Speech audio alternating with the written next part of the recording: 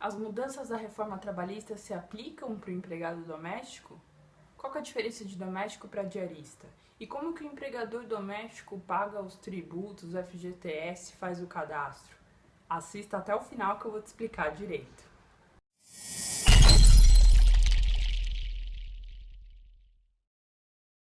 As mudanças da reforma trabalhista, da lei da reforma trabalhista e da medida provisória 808 que eu expliquei nos vídeos anteriores, eu vou deixar os links aqui na descrição, elas não se aplicam ao empregado doméstico. Por quê? O empregado doméstico ele tem uma lei específica e ela não foi modificada pela lei da reforma trabalhista e nem pela medida provisória.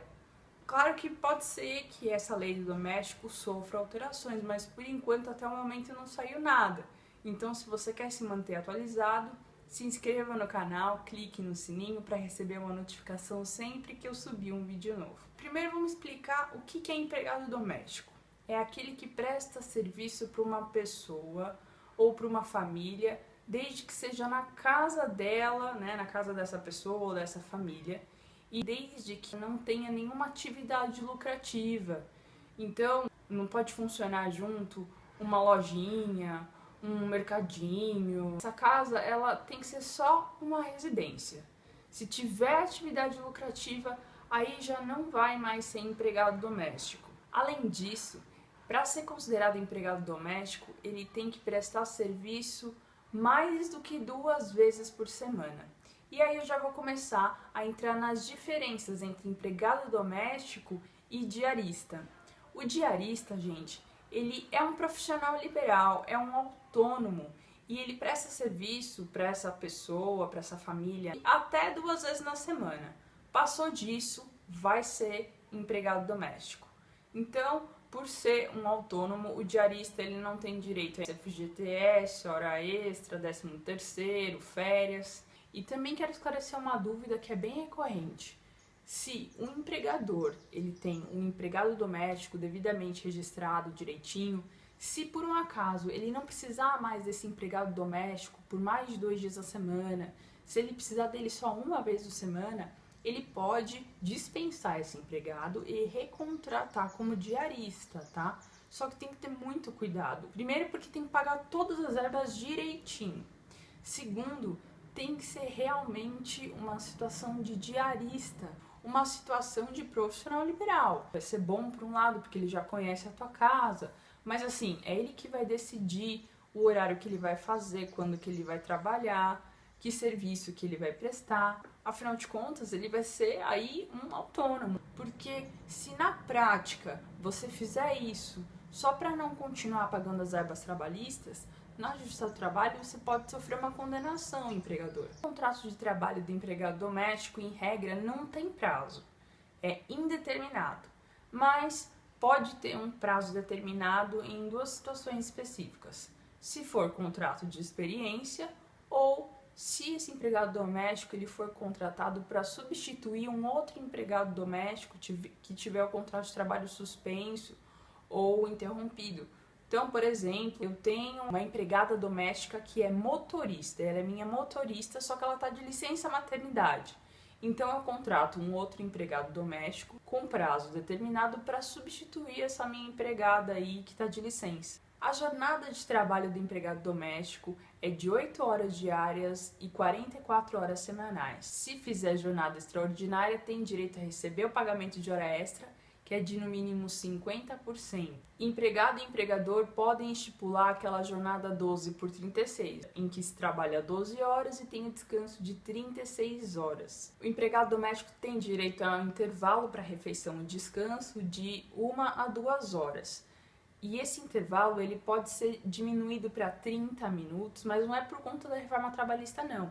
Nesse caso vai ter que ser feito um acordo por escrito, mas esses 30 minutos suprimidos o empregado doméstico tem direito a escolher se vai querer entrar mais tarde ou se vai querer sair mais cedo. Além disso, tem um intervalo intrajornada, que é o intervalo entre uma jornada de trabalho e outra, de um dia para o outro, e ele deve ser de no mínimo 11 horas. Quanto a salário e benefícios, o empregado doméstico tem direito a receber pelo menos o salário mínimo. É importante que o empregador doméstico verifique se não existe um sindicato, seja de empregado ou de empregador, na sua região, para ver se tem algum documento coletivo que determine o piso salarial daquele empregado doméstico naquela região.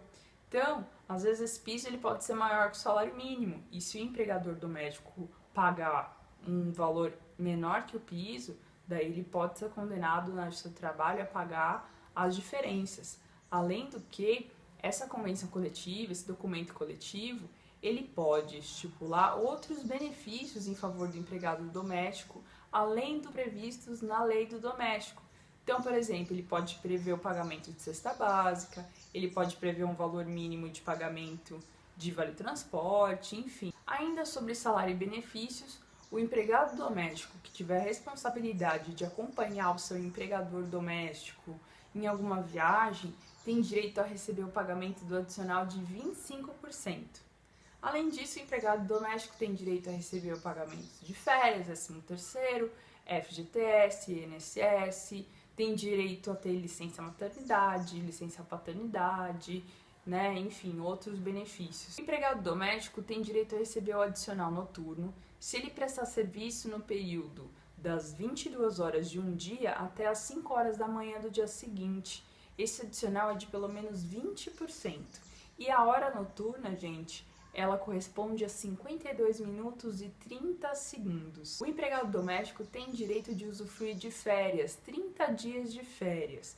Ele pode converter 1/3 em abono pecuniário, que nada mais é do que o empregado vender esse 1/3 do período de férias para o empregador. Esse período de férias ele pode ser dividido em 2 períodos, sendo um mínimo de 14 dias. Deveres do empregador doméstico.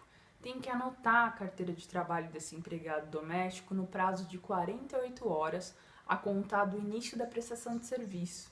Tem que fazer o pagamento do salário no prazo. Além disso, tem que recolher todos os tributos, FGTS e comunicar todas as alterações do contrato de trabalho no e-social. Que alterações? Se o empregado doméstico sofreu um acidente, se o empregado doméstico se afastar por um motivo de licença maternidade, se esse empregado doméstico tiver de férias, enfim, todo o banco de dados salarial também é no e-social. Como que faz isso?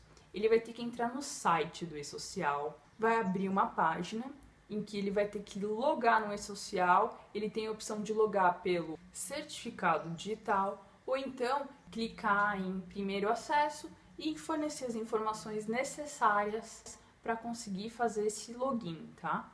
Quando ele entrar no e-social, ele vai ter que fazer o cadastro de empregados. Basta que ele clique ali em empregados e forneça as informações dele, nome, endereço, telefone. Depois que ele fornecer as informações dele, é que ele vai ter que colocar as informações dos empregados domésticos que ele tiver. E onde que ele faz isso? Lá no campo trabalhador.